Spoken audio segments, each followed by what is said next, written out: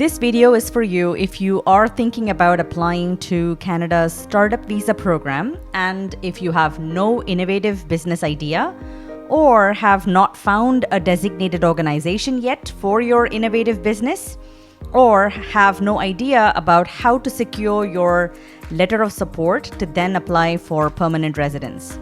Now, if any of this applies to you, then you will learn a lot from this video. Now, for those of you who have no idea about what the startup visa is, I have clearly explained it in this video up here. I highly recommend that you please watch it before watching this video so you fully understand what I'm trying to convey.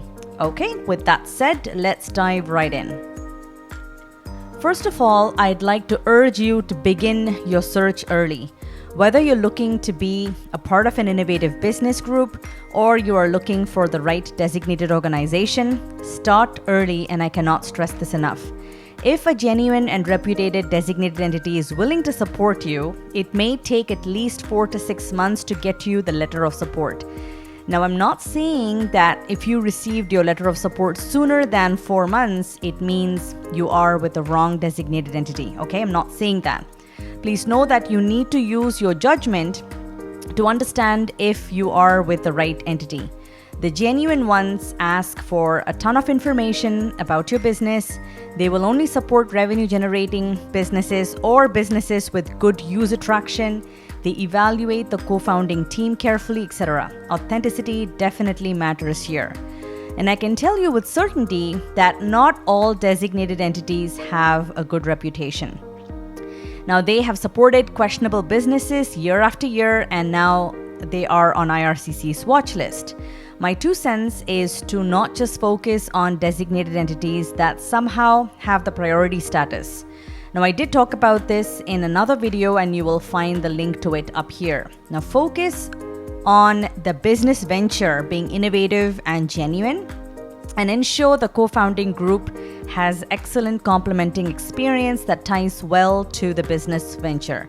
Now, if you have these 2 aspects and a well-reputed designated entity on your side, that's all that matters. So don't get caught up on processing times, as it's actually insane. If you are on the right path, you are given an opportunity to get an open work permit to live and work in Canada while you wait for your PR.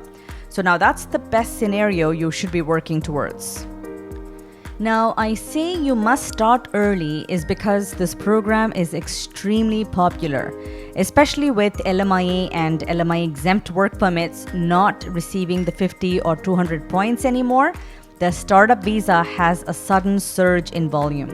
Now, there is an insane backlog for this program too, around 10,000 plus applications currently under process. Now, the thing is, IRCC is taking its time in ensuring only the genuine businesses are moving ahead to the next phase. So naturally, many fake businesses are getting chucked out of the system, which is easing the backlog, but more and more applications keep coming in each year as well. So if your application goes in during the earlier part of the year, it's much better. Although these applications are tied to designated organizations quota of 10 LOSS per year, it's better to send in the application sooner than later in the year. Now, if you look at how many PR approvals came through the Startup Visa program for this year until now, it's just about 400 or so. And these applications were sent in a few years ago. So I hope you see where I'm going with this. So to sum it up nicely, you start early, find the right innovative project that is genuine, that has user traction or revenues, then find the right co-founding team to fit into, then approach the right designated organization to get your letter of support, and then apply for PR.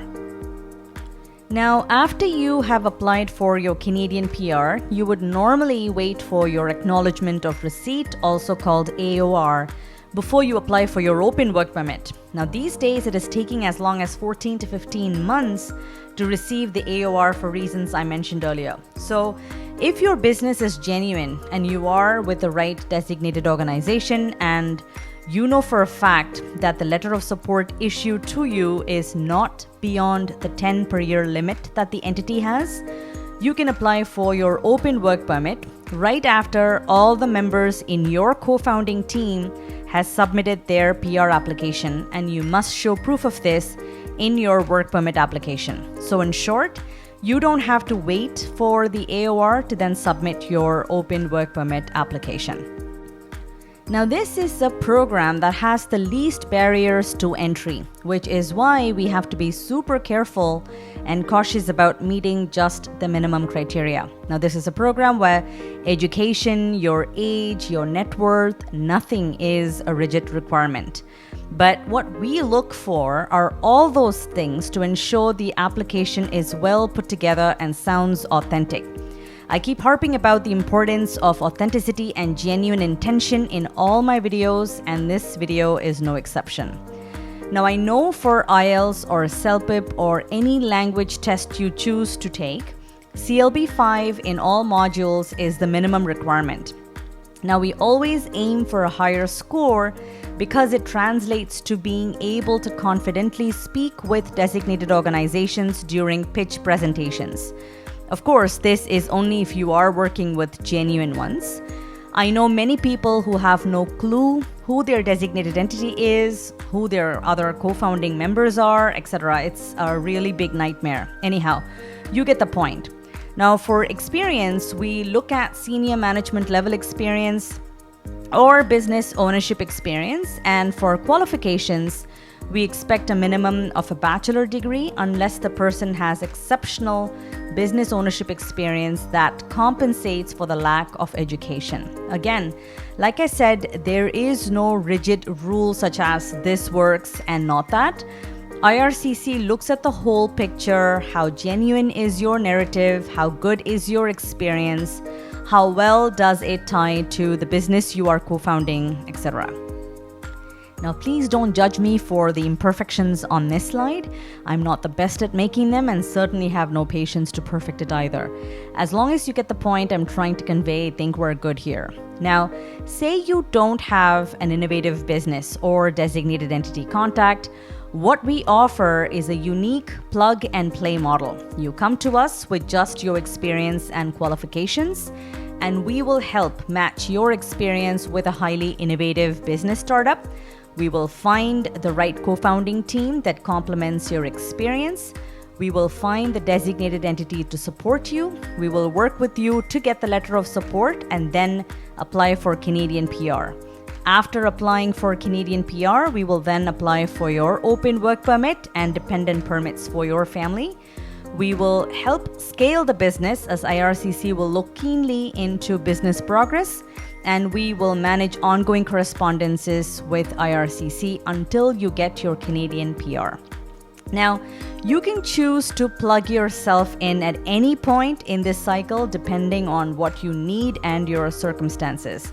Most of our clients work with us right from the beginning, so we have full control over everything and we can manage IRCC's expectations well right from the beginning. Now, if you have these 4 key pointers solid in your application, then you are in a good place. I cannot stress the importance of being authentic and genuine in your application. Please refrain from just paying money to get the letter of support because that never works.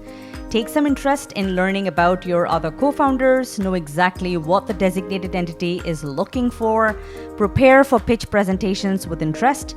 This is definitely not a completely hands-free program to get your Canadian PR. And if someone says it is, you will be taking that path at your own risk. Although we will be helping you quite a bit during the process, we will also provide a lot of guidance on what you must be doing in order to put together a convincing application to IRCC. This is super important. Now, I like transparency in my dealings and certainly have nothing to hide here. Until last year, we were able to do the SUV application for 100,000 USD, like I mentioned in one of my older videos last year. But now the price has gone up to 150,000 USD per co-founder, and usually this amount is paid in 4 installments. And with respect to government fees for a family of 4, it will be around 5,240 Canadian, including work and study permits. Now, the 150,000 USD also includes a capital injection amount. How much will be allocated to capital injection really depends on many factors, such as what the business venture is that you're tied to, which designated entity are we going ahead with, how many co-founders are in the group, complexity of each co-founder's case, etc. If you are considering the Startup Visa program, please book a consultation with me. My name is Priya and I'm the founder of Bluewater Immigration. You will find the details to book the call in the description below. I'd love to see if we can help you. We are now vigorously filling up spots for our innovative projects, and we are working with a handful of very good designated entities. It's actually the perfect time to begin your SUV journey if that's something that you are considering, and I look forward to hearing from you. Good luck and my best wishes to you.